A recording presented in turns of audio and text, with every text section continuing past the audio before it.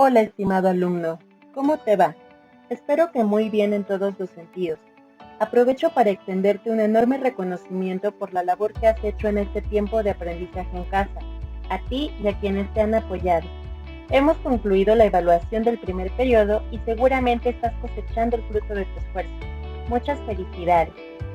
Sin mayor preámbulo, en este video te explicaré cuál será la dinámica que seguiremos durante la semana 12, que abarca del 9 al 13 de noviembre, y en la cual continuaremos viendo el proyecto 3, pero ahora nos enfocaremos en la segunda parte de la teoría del cuento.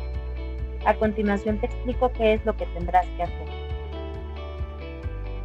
La próxima semana deberás entregar 2 actividades obligatorias. Número 1, un formato de análisis de un personaje, y número 2, un formato de análisis del cuento. Asimismo, podrás entregar como actividad opcional, que recuerda que te da participaciones, el apunte del explicativo de este video y una portada de segundo periodo. A continuación te explico con más detalle cómo debe ir cada actividad. Número 1. Formato de análisis de un personaje. Primero deberás leer el cuento La Noche de los Feos, del autor uruguayo Mario Benedetti, mismo que estará adjunto en tu clase de clase. Posteriormente deberás elegir uno de los personajes principales y responder el formato correspondiente.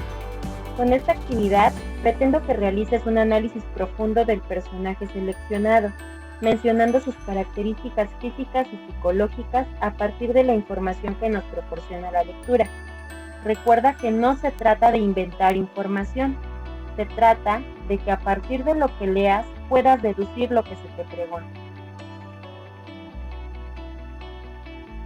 Número 2. Formato de análisis del cuento. Con base en el mismo texto, localiza las partes del cuento y completa el formato correspondiente.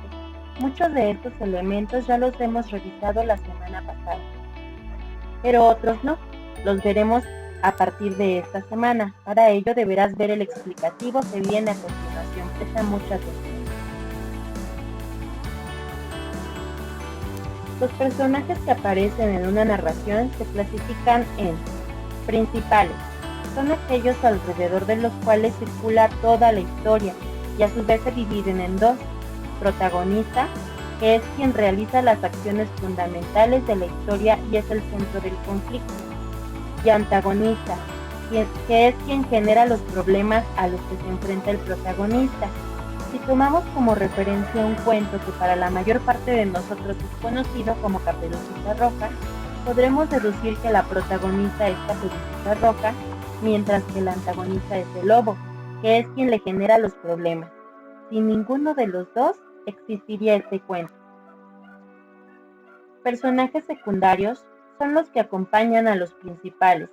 También tienen diálogos y una participación más limitada en la historia. En este caso, podríamos considerar como personajes secundarios a la abuelita de Caperucita y a su mamá, que también tienen una participación en el cuento, pero no son tan importantes como los principales. Personajes incidentales son los que aparecen momentáneamente, pero son de gran fuerza, pues cambian el rumbo de la historia. En el caso de este cuento podríamos considerar al leñador como personaje incidental. Recuerda que este personaje aparece y desaparece rápidamente al final de la narración, pero es muy importante ya que sin él no se hubiera salvado Caperucita y la abuelita del lobo. Personajes ambientales o de marco son aquellos que aparecen como parte de la escenografía para ambientar el entorno de los principales. En lenguaje del cine, podríamos considerar a estos personajes como los extras. Son aquellos que aparecen alrededor de los personajes principales, pero no tienen ninguna participación en la obra. Por ejemplo, en el cuento de Caperucita Roja, los pajarillos que están en el bosque o los animales con los que ella se encuentre podrían ser personajes ambientales, aunque en realidad no tienen ninguna participación en la historia. Personajes ausentes son mencionados en la narración como un pensamiento, pero nunca aparecen físicamente, solo se nombran quizá en algún recuerdo. aspecto que es importante considerar para el análisis de un cuento son las voces narrativas. La voz narrativa es aquella que se encarga de narrar los sucesos que ocurren en una narración, y las podemos clasificar en primera, segunda y tercera persona a partir de los pronombres personales. Los pronombres personales son los que en este momento aparecen en tu pantalla del lado izquierdo: yo, tú, él, nosotros, ustedes y ellos. Estos a su vez se clasifican en dos grandes grupos, un grupo que es de singular y otro grupo que es de plural. Los pronombres singulares son aquellos que se refieren a una sola persona, mientras que los plurales son los que se refieren a dos o más individuos. La primera persona se va a referir al uso del yo o nosotros en una narración. Por ejemplo, mi perro estaba inquieto y yo decidí sacarlo a pasear. En este caso, el narrador está contando su propia historia, está refiriéndose al yo o al nosotros. La segunda persona, al narrar, se refiere a la persona del tú o ustedes. Por ejemplo, tú estás allí, sentado, leyendo el periódico. Este tipo de narración es poco común, sin embargo lo encontramos cuando el autor trata de involucrar al lector dentro de la historia como si fuese un personaje más.